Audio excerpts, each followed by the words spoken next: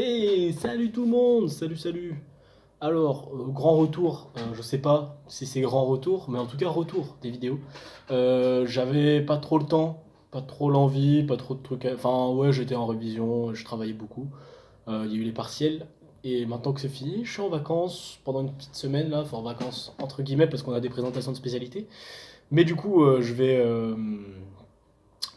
faire reprendre les vidéos régulièrement, j'espère. En tout cas, c'est promis, j'essaierai d'en mettre un peu plus, même si vous en foutez peut-être un peu.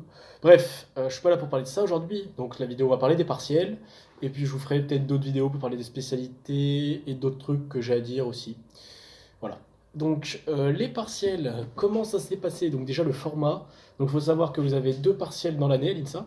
Donc un premier directement en fin de premier semestre et un deuxième en fin de deuxième semestre, logique.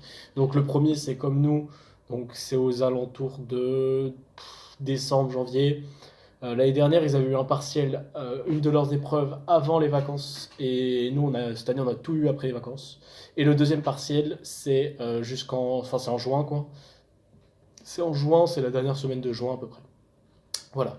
Donc, nous, on a eu donc une semaine d'épreuves, intercalée de jours avec épreuves, des jours sans. On a eu un week-end entre-temps. Bref, du coup, il y a quand même le temps de réviser sur le coup.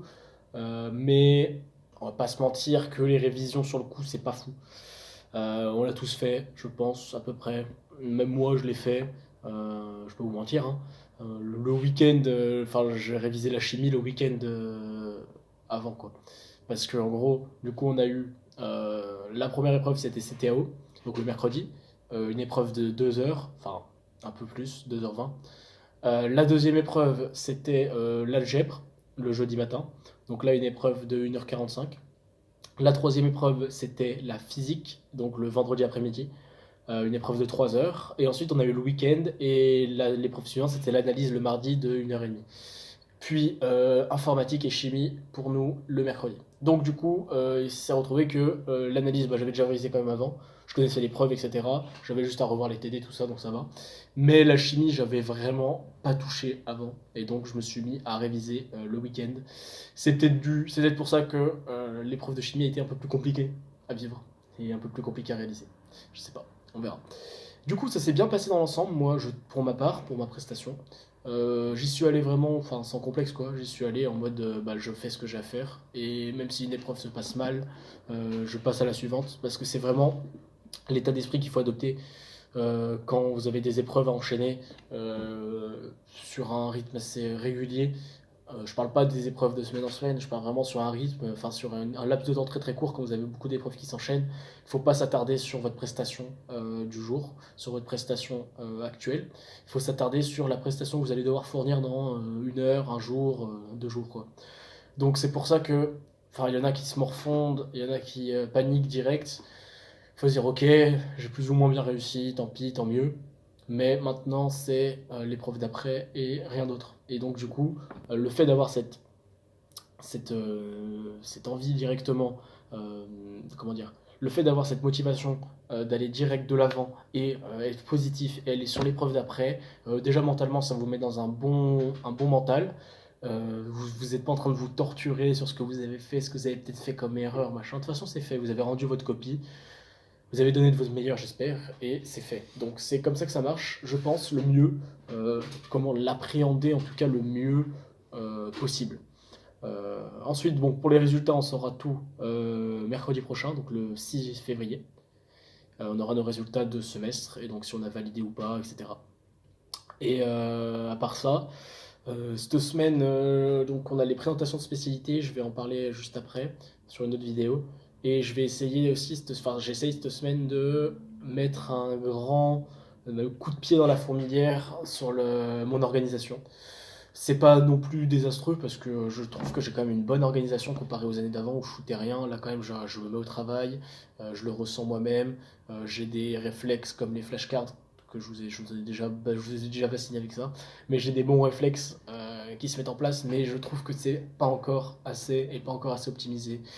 Donc je me suis intéressé à plein de méthodes, plein de trucs, organisation de un, mémoire de 2, Je veux optimiser la mémoire parce qu'il y a des trucs de fou pour la mémorisation et des méthodes incroyables que personne n'utilise, ou très peu de gens en tout cas, même pas 1% de la population je pense.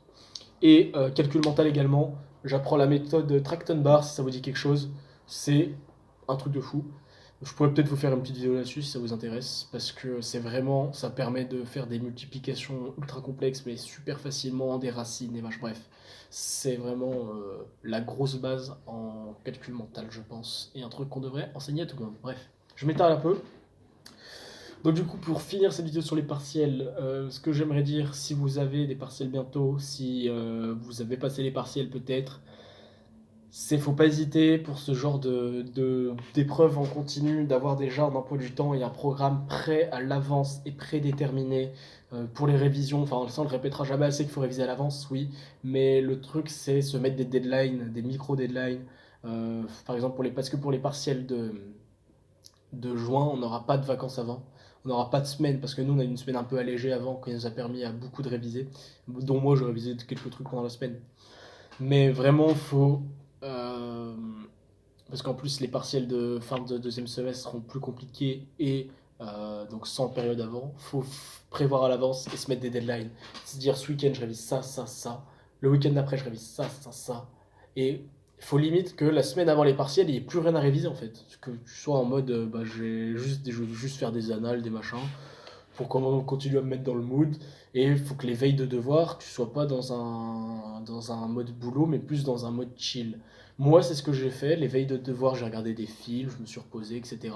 Parce que je considère que vaut mieux te mettre dans un état d'esprit détendu quand tu arrives à un contrôle que dans un état d'esprit. Je viens d'apprendre la veille qu'il y avait le chapitre 5. Quoi. Ça, c'est des problèmes d'organisation après. Donc je pourrais en parler de l'organisation si vous voulez. Mais voilà, faut se mettre à l'esprit que les partiels, il y en a deux dans l'année. Et il faut pas partir du principe que si je loupe mon semestre 1, tant pis, je réussirai le deuxième. Il faut partir du principe de je réussis mon semestre 1. Mais si jamais il y a des problèmes au semestre 1, j'essaye de me rattraper au deuxième.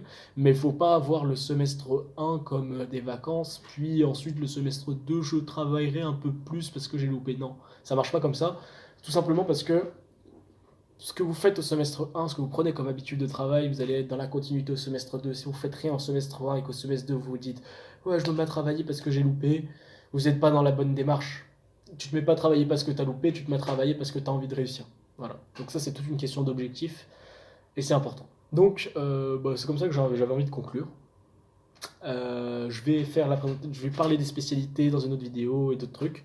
N'hésitez pas à vous abonner si c'est pas déjà fait, tout ça, pour être au courant des actus, à réagir aussi si vous avez envie que je parle de trucs spéciaux.